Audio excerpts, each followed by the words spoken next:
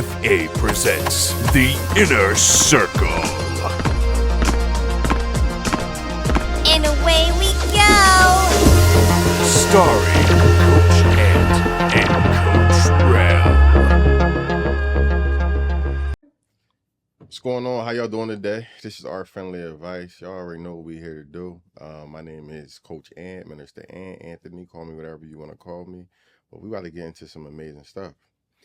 I am Coach Rel, and today we have our women's episode where we have our three lovely guests, and we are going to tap into some heavy topics. I'm going to explain how the show works. You guys are sitting on the hot seat. So what that means is we're going to ask you, like I said, heavy questions, and you can skip the question.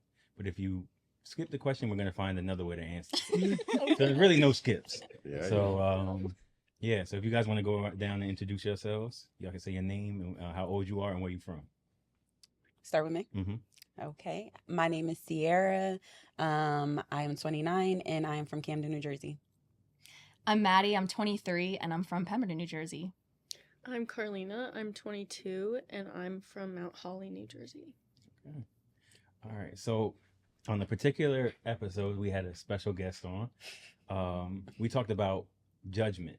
Mm-hmm. And I just want to pick up from that piece and get a women's perspective on it. So I just want each of you to give a quick little insert of what your definition of judgment is.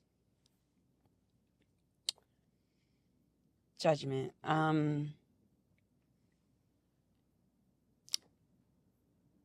Taking something at face value and putting your own definition on it. Okay. If that makes sense. Mm-hmm. Okay.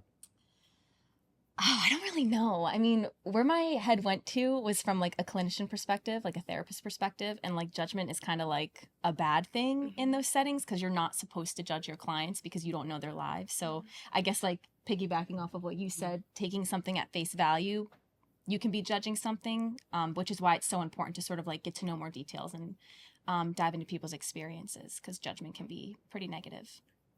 Yeah, my point of view is kind of like putting your opinion and just like a statement on something you know nothing about or something that you're not educated on and kind of like, again, just putting like a false narrative or maybe something that could paint it in like a bad picture. Okay. Are we allowed to judge as people? Should we or should we judge? Biblically, no. Okay. Only God could judge. Okay. So. But realistically, we be judging. Mm-hmm. Okay. Yeah. I think we're allowed to. Should we do it though? No. But I think it's easy to do it. Yeah, I think when we're talking biblically, like we're told not to judge, but we're all sinners, so we're gonna judge no matter what. I think it's also just your morals and because when someone tells you not to do something, you're gonna do it.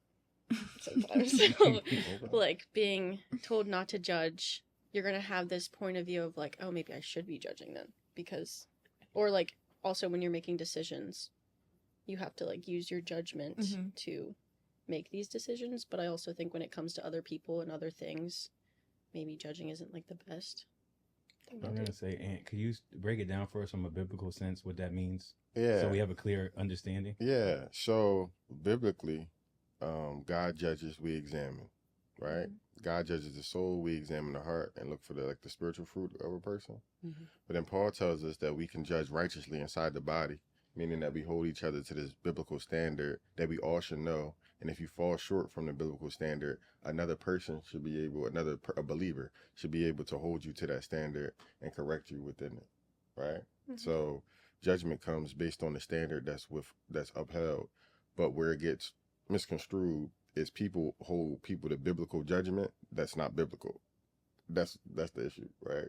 They're not wired the same and they don't uphold the same standard, then we shouldn't hold them to the same expectations. But so biblically, that's kind of how that breaks down. So do you guys feel as though you guys don't? You said you don't. You said you shouldn't. But do you guys feel that you do? Yes. Absolutely. And I think we all do it unintentionally. Yeah. Okay. Like, and it just goes to, like Carlina, right? Like Carlina was saying, like it goes back to your morals, your upbringing, things like that. And a lot of times, like I said, it's unintentional because we'll look at somebody's life and how they live their life, and it can be unfamiliar. And we're, you know, depending on your background, it's like you might have been taught to do things one way, where somebody from another background might have been taught the complete opposite. Now you're looking like that's wrong. You shouldn't be doing that. And you end up judging that person. And like I said, it's unintentional, but you think you're just voicing an opinion. Okay. Yeah. Anybody else? Yeah. I judge. I think, yeah, we all judge, but also, like, I try to take pride in the fact that, like, judgment brings so much hate to your heart. And I try to catch myself when I'm judging, and I'm like, okay, what am I judging and why am I judging? If it's, like, a person's behavior or attitude, okay, like you said, like, upbringings and kind of just the way they were raised, like, maybe they don't know how to deal with conflict, or, like, they had a bad day, something so simple as that. And so when I'm dealing with judgment, I try to, like, check myself, and, like, those around me, like, check me, like, why are you judging right now? You have no right to, and, like, you don't know the other person's story. Okay. So this is a triggering question. What can men judge about women? Everything. Y'all be judging us all the time. Don't start. Is it can or No. will? They be like, y'all crazy. Like, look. All right, so what's some stuff that where you have been judged as a woman on behalf of a man? Like a man kind of judged you on something, you still remember it? Speak to that. I think I should think of another example. Or you can go with the first one. Or go with My mind just went- yo. My mind Now just you gotta go with went- the first one. All right. You gotta go with the first So, one. you ever heard, like, some people be like, once you a hoe, you always a hoe. Ain't no coming back from that. Yes, it is. Yes, it is. If I said I hung my jersey up and I ain't in the game no more, I hung my jersey up. If I said I repented and I'm saved, I was made new. I don't know what you talking about. Respect. But a lot of men think that, like, you know, if a female has a past, oh, I'm not dealing with her. I don't care how much she changed. I don't care how much she know Christ. I know what you did. And they can't see past that. Period. I Y'all, so agree. Y'all agree with that?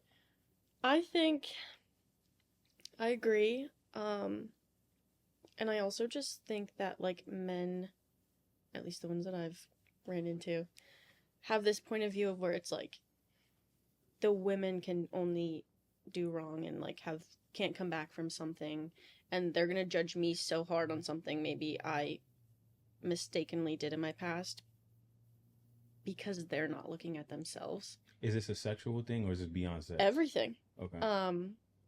Like, especially sexually, like, it's known that, like, if a woman has multiple, like, people they've had sex with in the past, they're like, whoa, that's grimy. But then a guy could have the same amount. Brownie and points. yeah, they're, like, dapped up for it. I'm like, okay. Because I think that it's just, like, there's some sort of, like, honestly, stigma behind it, but I want to say, like, when women talk about the people they've had sex with, it's almost like men find it disgusting and, like, ungodly and horrible and, like, so wrong that, like, they can never come back from it. But then when a guy says stuff like that, women are just like, okay, he's experienced. What about you, Maddie? I know she got something. She's trying to play coy. Like, Go ahead, Maddie. Well, I feel like I'm, like, gonna contradict myself here with my opinion, but it's because I'm trying to work on understanding perspectives from men and women, because I'm a man hater. Like, they can always do wrong in my eyes, and I'm really, like, trying to work on that because I know that that's not right. So as much as I want to say, like, do I think women can, like, be a hoe and then not be a hoe? Absolutely. But I also feel like I'd be doing a disservice because I believe men can't do that. And I feel like can't do what? They can't come back from being a hoe. Like, if a man's out on the streets, he's not. He just for the street. I don't think he can. Do you think that's because that's there. all you saw? I've never even had an experience where I was cheated on by anybody, or at least not that I know of. And I don't care to know at this point. but I just feel like because I have very negative beliefs about men, that's just how I feel. I don't have any factual evidence. So that's why. These are the same thing. Hold on, time out. Wait, we know it's a lot being beliefs. said here. Wait. Can we That's why I'm trying to say, Hold up. don't take what I'm saying with a grain of salt, because But break it down. What's some of these beliefs? some of my beliefs. Yeah, that are negative about Okay, well, I think in terms of the ways that I've been judged, I guess I'll start there because I don't really know how to answer the question. But it actually, guys, I don't even know when this started, but I was with someone. This was my first relationship, and I feel like this is what's impacted me throughout all my relationships and just like the way I perceive men and the way I perceive life. We were, oh my God, I started dating him when I was like 11, 12. Okay, so this is early. Yeah, this is All early. right, 11. Okay. And get comfortable. No. All right. We were just on and off for like 3 years. He was okay with him, like, also I'll just put this in context too. We started together, like he lived in New Jersey and then he moved to Connecticut. And so from that, like we were kind of on and off just because of the distance, but like he was okay with him doing things with other girls at that point, like him seeing whoever he wants to see, whatever he wants to do. But if I were to like explore, because like we weren't even together, but it was just like a very complicated dynamic. So if I were to do something that he were to do, even if we're both single, like that didn't sit right with him. Like you have to wait to be 18 to do things with me is basically like what he was saying. Or like only do things with him. And like when I was younger, like I was kind of okay with that because you just don't know. And then there was some other stuff that happened too that I'm not going to disclose. But basically years down the road, you realize that was a traumatic experience, but you didn't know you were experiencing the trauma because I was like fucking 12. Yeah. And I think from there, I just felt a lot of mistrust with other men. And then I was still dating even after everything settled down with him, but I was not comfortable. I didn't want to be touched at all by one of my partners after that. And then one of my other relationships really opened me up. And then that ended. And then this is when I started this like really just like hating behavior. I have a boyfriend, by the way. And I love him. But he knows that I'm a man hater. So I'm still working on it. But Wait, Maddie, how old was the guy? which you was guy? 11. You was 11. And Oh, he was my age. Oh, so y'all both was Yeah, 11. so we were like. So at 11, he was telling you who you shouldn't. Well, that was like later down the road, but we started dating when we were 11, and then he introduced me to a lot of things. Y'all was having sex? No, we were not. We were not. I did not want to do that. He just became, as you guys got older, he just became more possessive. Yeah, just like possessive, When controlling. you didn't even have that control. Like he couldn't even have that control because you weren't dating at the time. Exactly. And so that's also why it was like kind of weird. But yeah, like typical judgment, just like being a hoe. One time I rejected a guy. He called me a hoe for that, for rejecting him. I obviously told him off about that because what? But yeah. And then other things too, just like not being sporty. I like football. I wanted to throw the football once. They said no because I'm a girl. And then I threw the football just fine. But yeah. So, quick question to all three of y'all. So, to the worldly definition, were y'all hoes? Yes. Sorry if my parents ever watch this, but yeah. Why are you looking at me? Because I exposed myself. So yeah. What about you? No. No. Okay. And when people would break that down or kind of create that label on you, did you embrace it or did you fight against it? After a while, I embraced it. Okay. Because at first it's like, that's not nothing to be proud of. Like, initially it's like, why y'all call me that? But I've always been like the kind of person that's like, I'm going to tell it before anybody else get to tell it. I don't want nobody to be able to tell my story. I don't want anybody to be able to create a picture that's not accurate. So I'm going to do it first. So that's where I found my power, and I feel like I still find it in that. Is like when somebody tries to tell me about that, if it's not true, I'm gonna correct you, but if it is, I'm like, it is, so what? Okay. I did that. Yeah. What you saying? I really resonate with that because, I mean, I've obviously made decisions I wouldn't say that I'm proud of, but I kind of still am because I own up to it now. So Mhm. like that idea There's of like, growth I'm in gonna it. I'm gonna tell my story because even like those quote unquote like bad parts of you, they're still you. And I think that it does a lot of harm when you try to like neglect those parts of you. Because it can just like really mess with your head, and like holding a grudge against yourself is not going to do you any good. So it's important to do that work. And that's why I am the way that I am, and I'm open, and I've taken accountability for things that I've done. Because nobody else can say anything. What is a hoe? Like, what is it? So I personally say there's a difference between a hoe and a whore. I feel like a hoe is going to entertain multiple men. You know, it was a point in time where I'll go on 3 dates in one day. I mean, somebody gonna take me to brunch, somebody gonna take me to lunch, somebody gonna take me to dinner, and I'm gonna enjoy every single one, and then drop me off home when we done. That's hoe behavior to an extent to me. But when you start laying down with every man that you're entertaining, then you take it to another level, and that's where you get the whore and the slut and all that stuff. So I feel like it is levels to it, because everybody that's entertaining multiple men, and I can't even say that's a hoe really, because you're just dating. It's really what makes it hoe behavior is it's not what you do, it's how you do it. Because if you're a single person, and this goes for men and women, if you're a single person, you don't have to put all your eggs in one basket, in my opinion. You can date, you can get to know other people, but at the same time, it's like, how are you going about it? Are you like being seen with all these different people at events everywhere you go? Like, are you bringing a different guy to your family event? That's whole behavior, because it's like, oh, who you got with you today? You know? So it's like, it's how you carry yourself in doing those things. I don't know. Do you have an answer? No. Well, you said to bring it back to you, you said you're not a hoe. Yeah. So what was the initial thought? You had to have an initial thought. Of a hoe? Yeah, because you were like, I'm not this thing. So what is it that you thought of that you're not of? I guess just someone who sleeps around with a bunch of people. Like, So a hoe is someone that sleeps around with a bunch of people. from like a social standpoint, yeah. But your That's standpoint. We want to get. I don't like that word.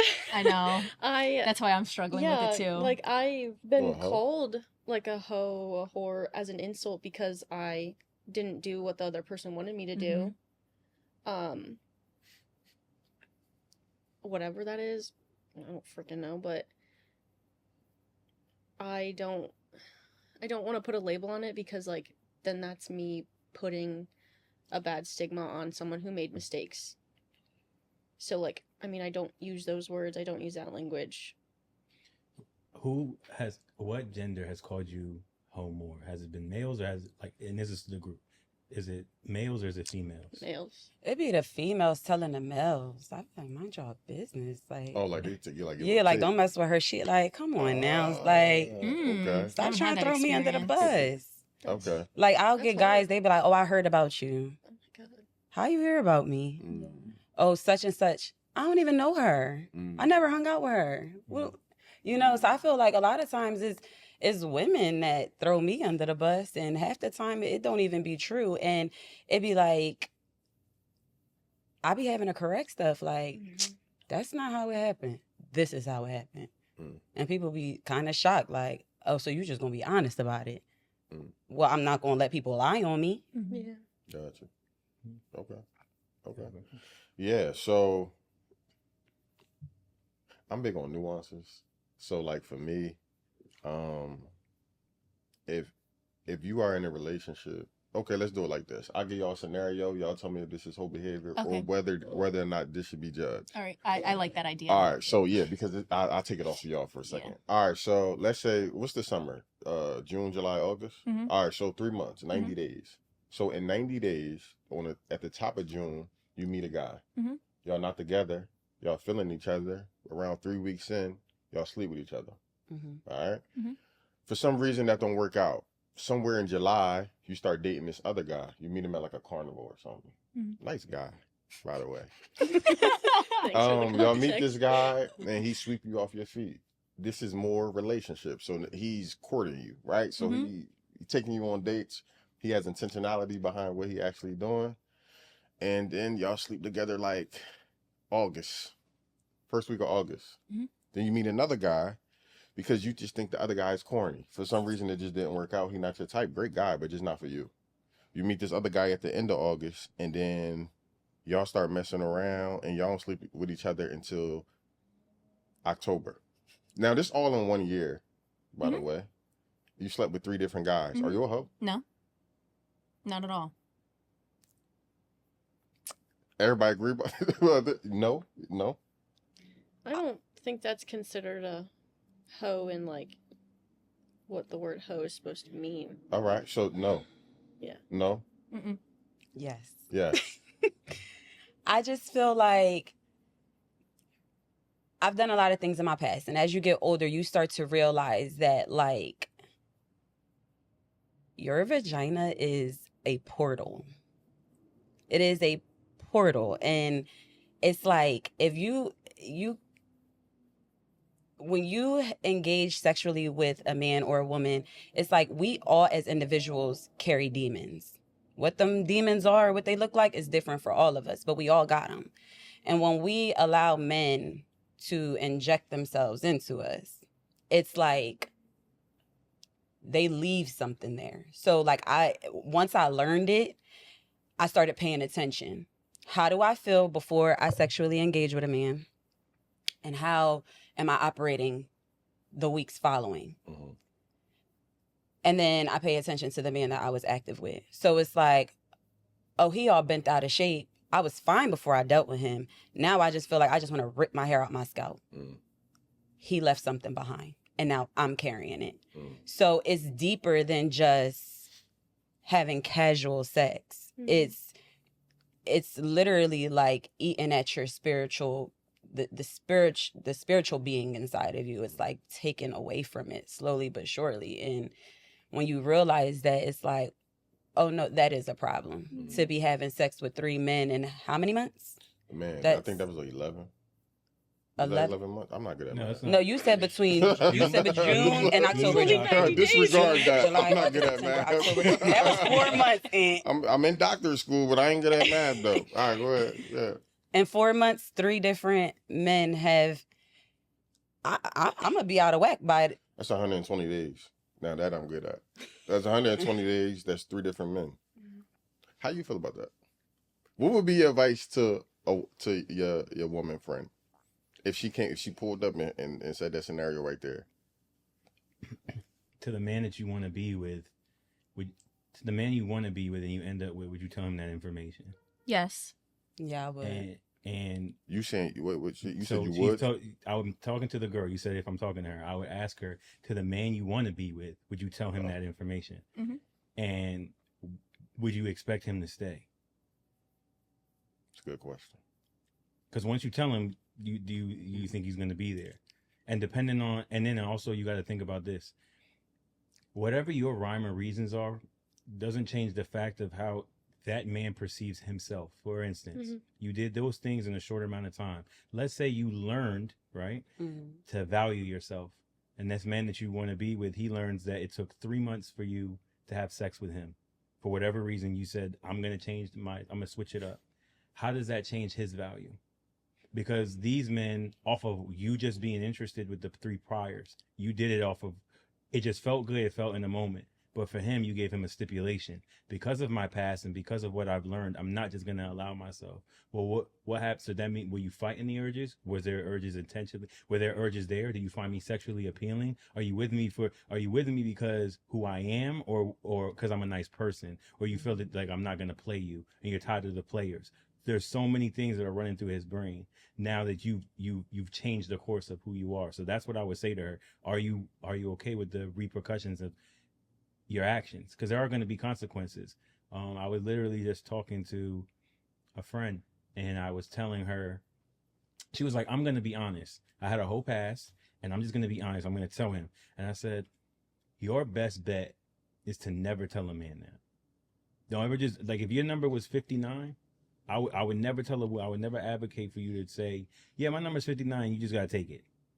The reason being is you can communicate your past without destroying a man's ego because he likes you, right? It doesn't change the fact that he likes you. And there's different things that men and women go through and we think about what plagues you may not plague me as a man, and vice versa, right? So you sitting there saying like he's just got to accept it. I like you, but I can't fight that demon.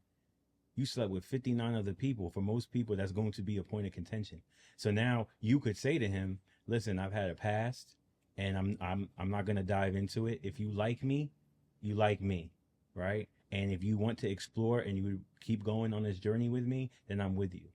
But I'm not going to allow you to define me from my actions. That's how you can split it both ways. So you're being honest, right? I'm telling you up front, I'm not perfect and I made bad decisions. And it's a high number to me. You can do with that as you may. But for a man's ego, when you tell him we are very simple-minded creatures, and like Ann said, he's not good at math, he can count 59. And when he's sitting there in the bed, definitely can count 59. Right. When you're sitting there in the bed and you're adding it up in your mind, it's like, where do I fit in? And there's a bunch of things. I have a question. Go ahead. What if I don't care about the ego? What if I feel like the way that I say something about myself, because I mean, I'll be honest, I've been very honest to all of my partners. This has never been an issue for me. As a woman, like sharing who I've slept with, it's just who I am. I'm an honest person. You ask me a question, I'm going to give you my right answer. And this whole idea of like, tell the truth, but not the whole truth, I'm not into that. I want to know the whole truth. And so when you're saying, oh, well, a man's ego like can't take it, then I don't want to be with that man whose ego is going to be like taken because I slept with more people than you. Boo-hoo. Like, That's heavy. I'm not going to be with you if I can't be 100% honest with you. I like her. No, I'm serious So though, wait, because it's not about, and I'm going to say this for women who are watching. Whatever your experiences are, if his ego's hurt, it is never your fault. It is his fault. And he needs to work on that, because you cannot have this fragile, toxic masculinity shit happening and then blaming women for your own mental problems. Like, I'm done with that. This the Maddie I was So waiting to come say- on. This the Maddie. Say what you want to say. Yeah, Maddie. Say what you want to say. And if he doesn't like that, then he's not your person. Hey, give me a second with this. Give me a second. Wait, I have one question Okay, real yeah. quick. For the sake of the conversation, just because I'm curious, how many partners do you have? I don't want to say that. Oh, all right. I never Actually, understood that question. no. I'm gonna stand on business because of what I said. I was gonna say you. I have 11 bodies. Okay. So, Girl. oh, I thought. I don't even think that's an lie. You said you a hoe? Yes, wait, but no, I'm not. hold. It's nuances. because you Let me could- Yeah, back up. yeah. Let me There's back other- up. there's Hold other on, back things up, that I've back done up, in back there up, back up, back up, that back can up, be back up, back questionable, up, back up, back up. Because this is what I would ask you. Mhm. You said you got 11 bodies. When you start, When did I start? 16, how old are you? 23. Somebody help me here. Okay, so That's I see seven? what I see what we. Okay, That's I 7 see years? what we No, doing. I'll explain it to you. So I had a long-term partner. We were on and off for 4 years. And he was my body from 16 to girl 21. I'm not going to say his name on Is here. it- High Yo, yo, school. Yeah. Yeah. Yeah. I think Maybe so. 22. Man. We're very close, so we know a lot. But Y'all are funny. So 21, I had one body. To 23 now, I've collected 10 in 2 years. Nuances. That all right. That's why I asked. I Cause could. look. Hold on. Let me. I forgot I'm a little bit older than Please, him, let me too. just go. I would go into a lot more detail about Hold on. this, but I cannot do it on camera. No, but I no. would do it in Hey, a regular Maddie, conversation. Wait, let's compartmentalize something real quick. All right, that's why I ask details, right? Mhm. Because if you don't ask no further questions, 11 bodies in 7 years. All right, But we talking about. but now we talking about 10 too. till 21. You had one, or that's what you said. Mhm. One, and then in 2 years, 10. Yeah, when I was in college, when I was in undergrad. So at that, we would have to unpack that. Mm. We were like, okay. Then this also what I would ask. Are we This parking it? also what I would ask you too. Put a I pin. was also ask you this. We're not gonna pack it here, but this is something I will ask. How many went in raw? Dang. All right, I can't answer that. on No, camera, I'm like- not asking you, but I'm saying that's how I will unpack it. Because then the next question will also be, did you get an STD from any of them? No. All right, boom, right? So that would be the end of my question, and then we go No, from but there. But okay, does I that do want to really say matter? this 'Cause though. I do want to say I could this. say I don't know how many. I never kept count. Okay. I didn't. So, and I've never been asked that either. Yeah. And if I did, I just kind of shut it down. Like, I'm not even interested in you anymore because I just feel like that's just a dumb question. How many bodies you got? Mhm. I Like, think when- it's a dumb question as well. I think it's a dumb question. So I never kept count or anything like that. Dang, I forgot where I was going with I would this. ask, but I would no. Oh, that's what I think was saying. Asking about bodies, I think is wild. It too. is. But people should ask outcomes.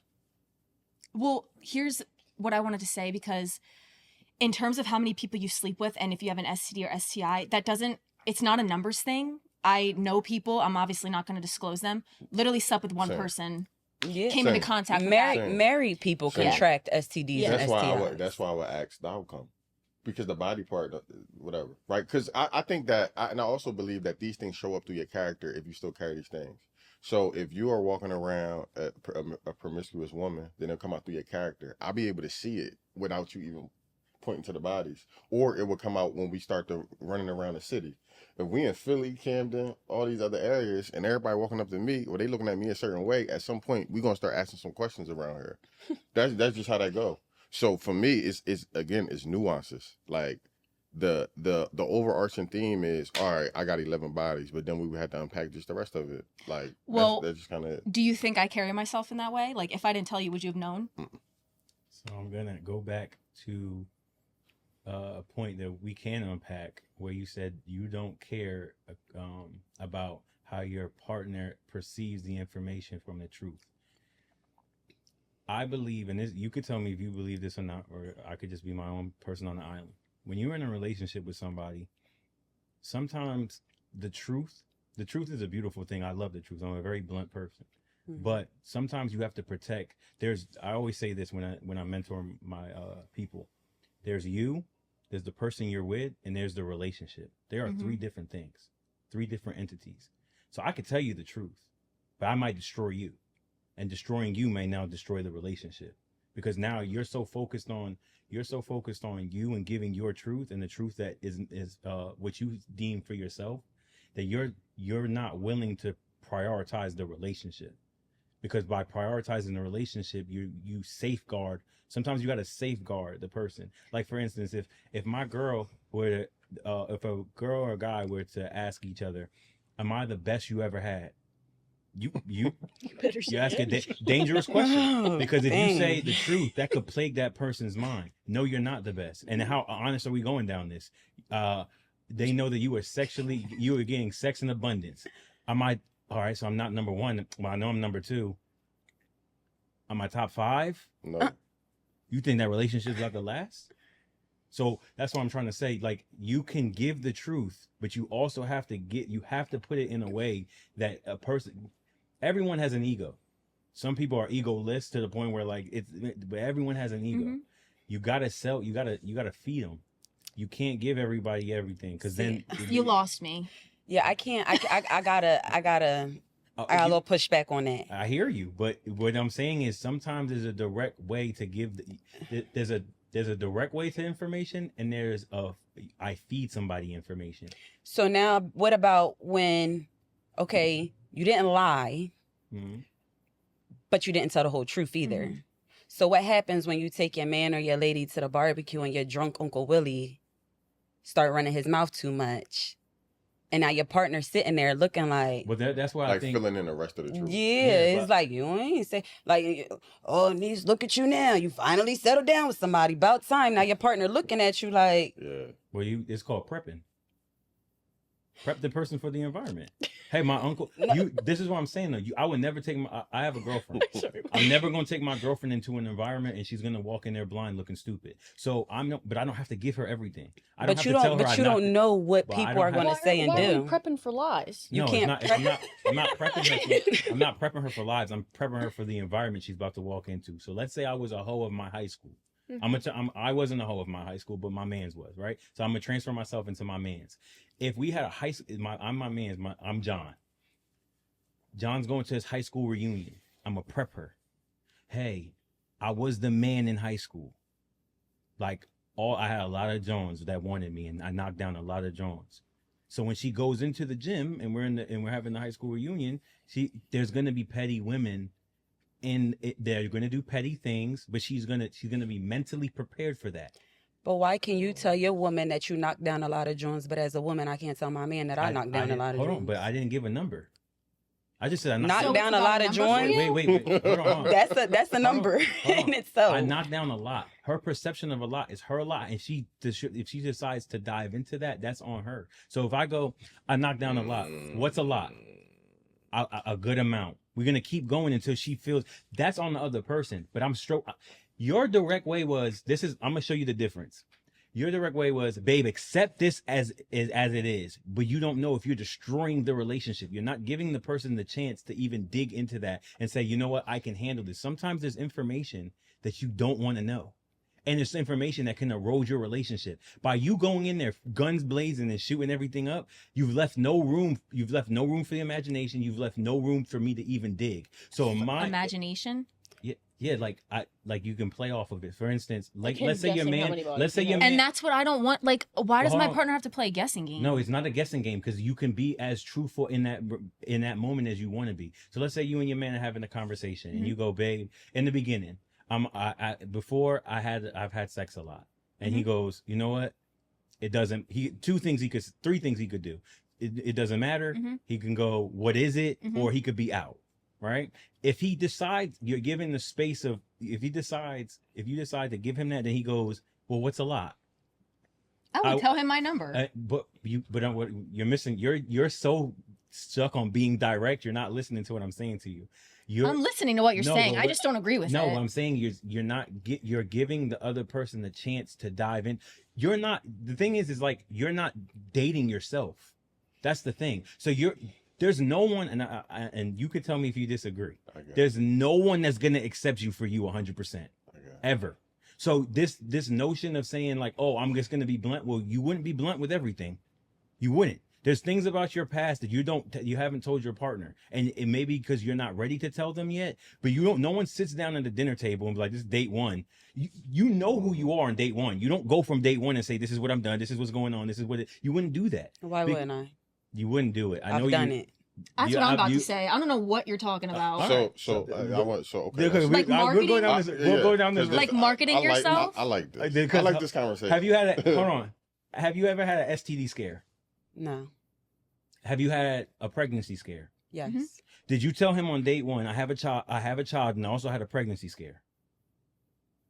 No. If the conversation gets to that, it's like, if he's like, how many kids you got? And I'm like, one. He's like, have you ever been pregnant outside of that one time? I would tell him. Yes, but I'm with you. I think they're misconstruing the point of you're saying basically give him a chance to ask the question. There's two things that's being said here. Go. So it's two things. Like, I'll frame it. So it's honesty and transparency. What he's saying is, yo, I'm gonna give you some honesty, and I'm gonna let you dig as far as you want to dig based on how comfortable you feeling. That's what you're saying? Correct. They saying, nah, I'm putting it all on the table, and then whatever he can deal with. Yeah, because you know what? It's like how I look at things now. It's like, okay, when we look at the word of God, it says God loves us, right? He loves us. Nowhere in the Bible does it give us a reason why God loves us. God doesn't say, I love you guys because of this, this, and that. He just says, I love you guys. And that's love. Love is love without a reason. Now, when when people start pointing out reasons why they love me, that's a red flag for me. Because it's like, okay, as soon as the reason is gone, the love goes too. So was it ever really love? So with we have a very big fundamental difference then. Yeah, and I think a lot of men and women do. That's because that sounds like it's unconditional. Exactly, and that's what love should be. But no, there's a condition of why I even approached you. You were attractive. So okay, but because you didn't know me. Right. But once you start getting to know me and you start getting to know my personality, my character, my morals. That though, there's specific trigger points of why I would even make you my girlfriend. So we can't eliminate what those trigger points are, because if you lose those trigger points, you will lose me, most likely. I mean, maybe in today's day and age, because people don't value love the way they used to. Like, you don't see a man that accepts Jesus as Christ. A God-fearing man is going to know that he's not he can't judge me based off my past. You can't go with the scenario. Okay. Do you want a God-fearing man? Yes. That accepts Jesus Christ. Absolutely. And he goes to church? Yeah. Okay. So what if he has a revelation and says, you know what? Jesus isn't Lord and Savior. I believe that I'm Muslim now. Are you going to be with him? So that happens. I would probably still be with him, I'm not gonna lie, because once you're in with a person, it's hard to walk away. But I can't say that over time that relationship won't start to separate exactly. But it's not because I don't love you, it's just because I love God more. Yeah, because that's a trigger point. That's a thing for you. And that's what I'm trying to say. Like there are reasons why we got together. It's not really a trigger point, it's biblical, it's written. All right, so I'll use another one. I'm following the Would you rules. be with somebody who gambles? No, I can't stand gamblers.